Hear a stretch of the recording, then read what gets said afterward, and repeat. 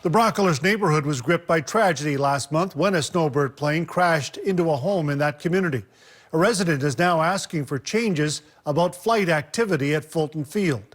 She's asking that non-essential air traffic be diverted from flying directly over Brocklehurst. However, the flight school that operates the planes in question say their flight path is highly regulated.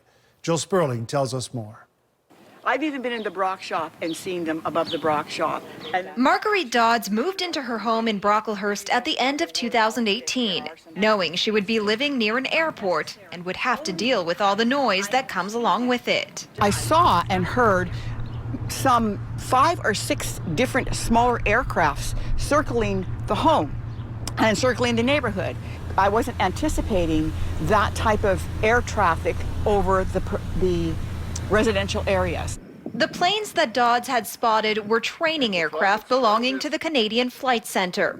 The students were practicing what's called a touch-and-go maneuver.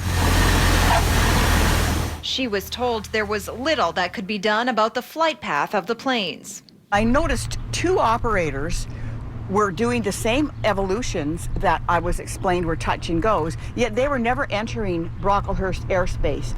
Canadian Flight Center owner Peter Schleek says the flight path is not up to the pilots in training or the school. For every airport in Canada, there are precise instructions how to fly the circuit. For Kamloops, that means all the circuit work for this long runway that's mostly used here has to be to the north. For Dodds, safety concerns have mounted following the crash of a Snowbirds aircraft in May. If this individual could not get that aircraft back to safety, if that individual was unable to do it, how the heck can we expect an untrained, unskilled, unlicensed pilot that doesn't have the reaction time that a Snowbird pilot would have? Schleek says the training school has never had an injury in 40 years of operation and points out the planes used by the school are very different from those used by the Snowbirds. These are jets.